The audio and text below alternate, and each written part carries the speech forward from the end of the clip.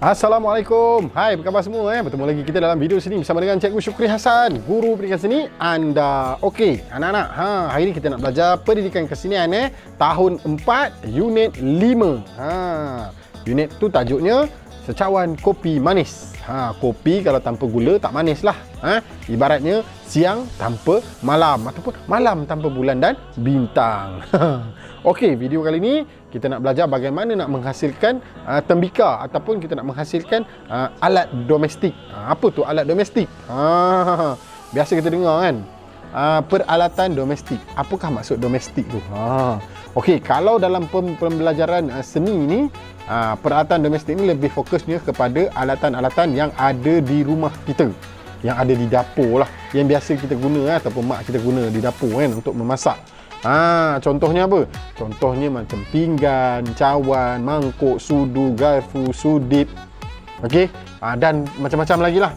Okey, kita akan tengok dalam buku teks apakah kandungan pelajaran kita pada kali ini sebelum kita buat karya. Okey, untuk pengetahuan anak, video yang pertama ni macam biasalah, cikgu akan buat penerangan dan nota untuk anak-anak belajar. Kemudian video yang kedua nanti kita buat penghasilan karya. Cikgu macam biasalah duduk depan rumah, sambil menikmati keindahan alam ni. Sebab apa? Tenang. Nak buat karya seni ni kena buih ayam ni pun. Okey, nak buat karya seni ni kena kata apa, keadaan tu kena tenang, tak boleh bising-bising sangat hingga bingga, tak boleh nak fokus nanti. Jadi cikgu duduk kat luar rumah, kena angin sepoi-sepoi bahasa ni. Oh, shock babe. Okey anak-anak, pastikan anak-anak ada buku teks. Ini dia buku teks kita tahun 4. Muka surat berapa? Muka surat 46 unit 5. Okey, jom minum kopi. Silap. Jom belajar. Tajuk Secawan Kopi Manis. Bukan nak buat air kopi, tapi belajar bagaimana nak menghasilkan paper mache.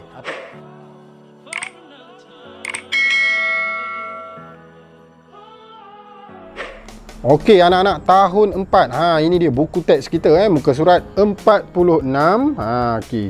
Okey, muka surat 46. Okey, ada gambar pengantin ni. Kita tengok bahagian atas tajuknya. Okey, ini tajuk dia unit 5 Secawan Kopi Manis.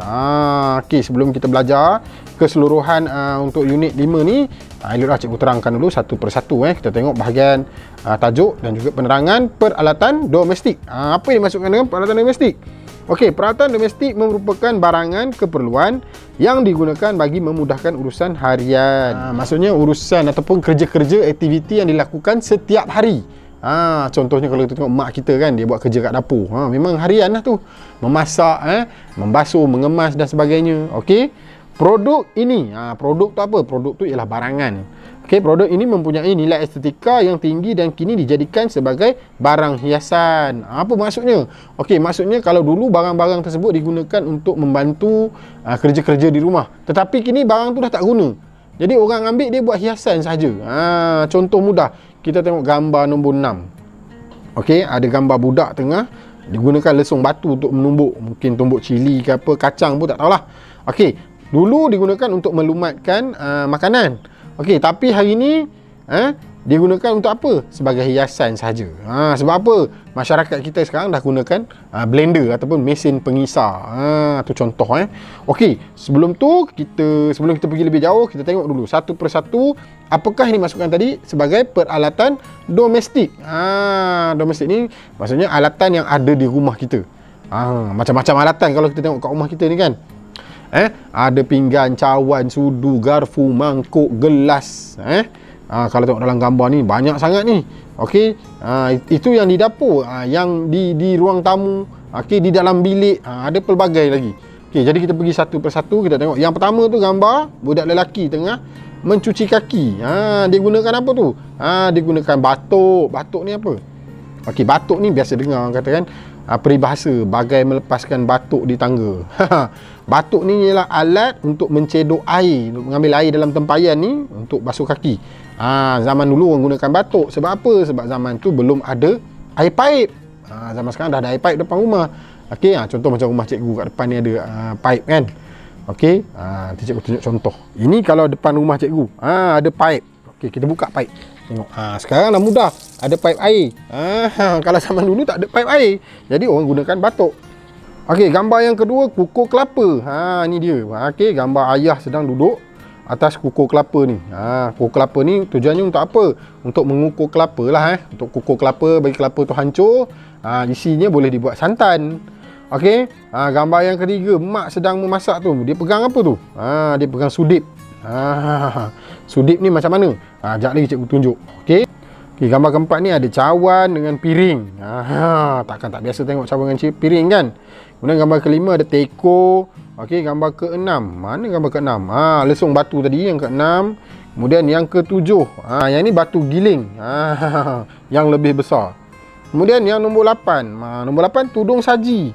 Tudung saji ni tujuannya untuk orang kata apa, menghalang makanan daripada dihinggapi lalat.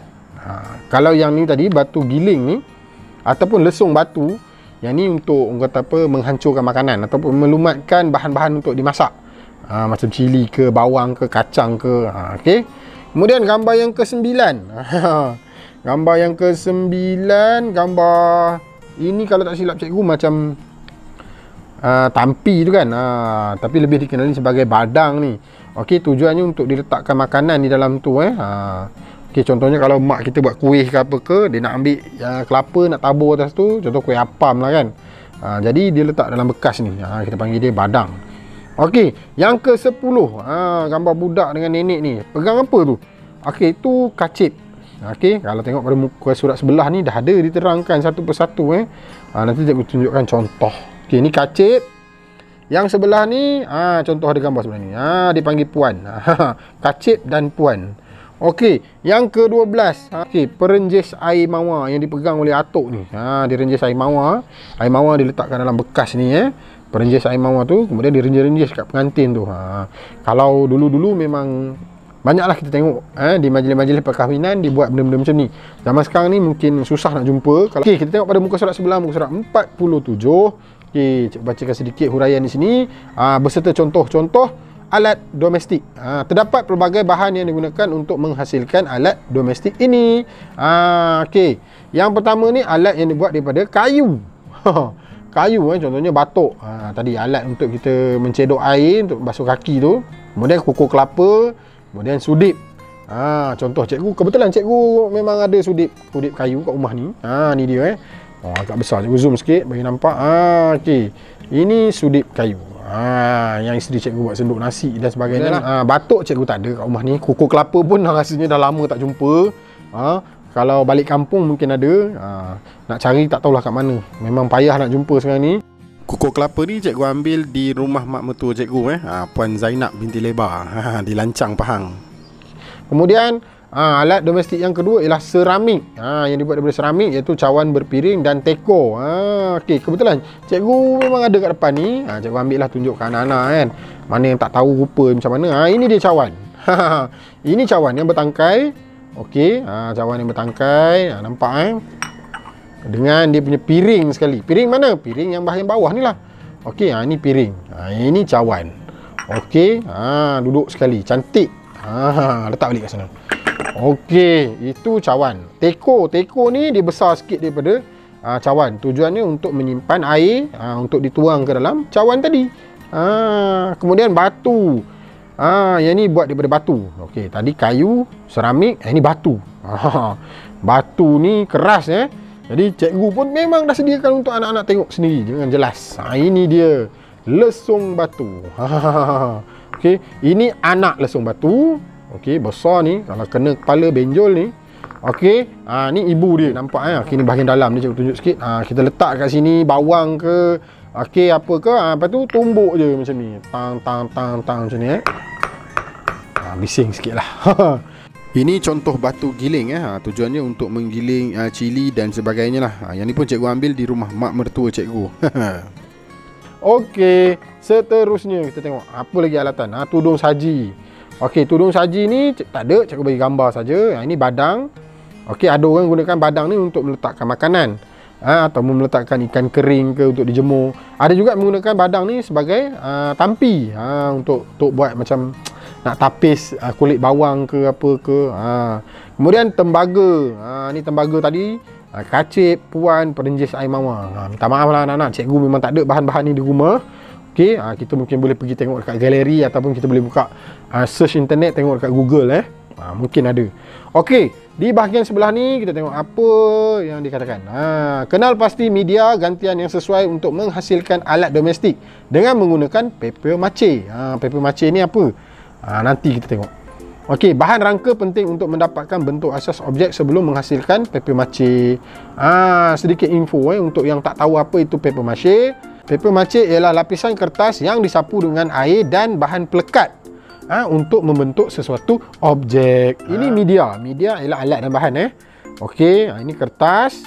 Kemudian ada botol mineral tu.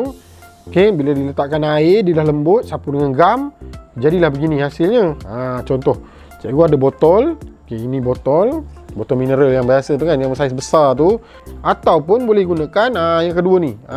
Surat khabar. Okey, kebetulan cikgu memang dah sediakan surat khabar kat sebelah ni. Kebetulan tengah baca surat khabar kan. Hari ni punya berita kawal kendiri sebab SOP ni kan. Okey, ini surat khabar. Okey, kita boleh gunakan untuk menghasilkan paper mache. Okey. Ada orang sebut paper mache, ada yang sebut papier mache. Tengoklah mana yang sesuai kan. Okey, janji kita faham je apa tujuan paper mache tu, kita dah tahu dah. Okey, contohnya kat sini kita tengok dibuat surat khabar gunakan belon, sapu dengan air, ikut bentuk belon tu. Okey, dah keras, dah kering, pecahkan belon. Senang saja. Yang ketiga, gunakan tisu. Pun boleh. Kalau tadi kita gunakan kertas, kertas A4 tu lah, kertas biasa tu. Okey, yang ni gunakan tisu.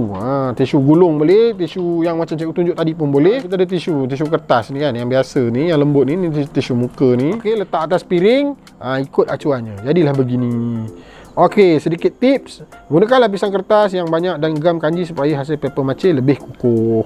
Okey. Kita tengok muka surat sebelah. Okey, ni penghasilan karya.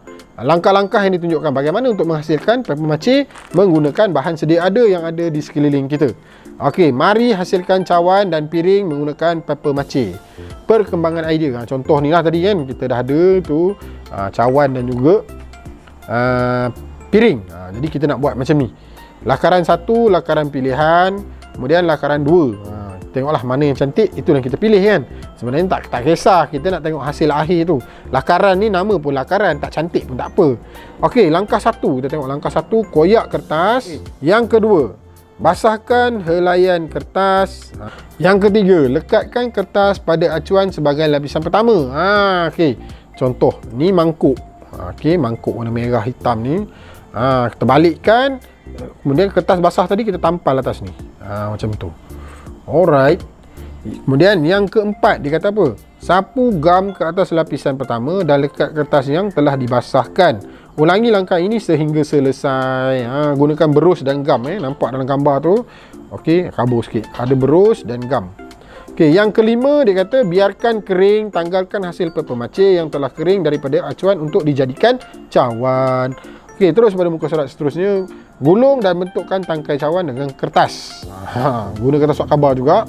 Yang ke-8, dia kata tampal tangkai pada cawan. Nak tampal ni guna apa? Okey, awak boleh gunakan double-sided tape ataupun gunakan gam yang kuat. Yang ke-8, sapu cat poster pada cawan dan piring. Cikgu harap anak-anak tahulah cat poster tu yang macam mana kan. Nanti cikgu tunjukkan. Anak boleh tengok kat sini lah. Cikgu tunjukkan contoh. Okey, ni dia. Okey, contoh warna biru. Oh, ni nampak banco poster color. Yang ni yang biasa digunakan di sekolah-sekolah lah. Okey, kalau ada jenama lain pun tak ada masalah. Kita bukan nak jual barang, cuma nak tunjuk contoh. Okey, seterusnya lukis motif pada cawan. Motif tu apa? Motif ialah perlambangan. Okey, sama ada motif geometri ataupun motif flora dan fauna, mana-mana pun boleh. Yang ke-10, buat kemasan pada cawan dan piring. Akhirnya jadilah produknya. Okey, wah cantiknya. Pamer hasil karya kamu di dalam kelas.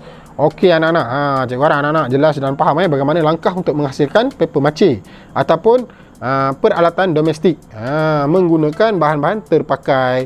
Okey, ini adalah alat dan bahan. Boleh tengok mangkuk, piring, gunting, pita pelekat, gam, lateks, surat khabar lama, cat poster, berus, pen penanda dan bekas air. Banyak barang-barang ni tapi cikgu rasa kalau anak-anak yang dah biasa buat aktiviti seni, memang dah ada semua barang ni di rumah.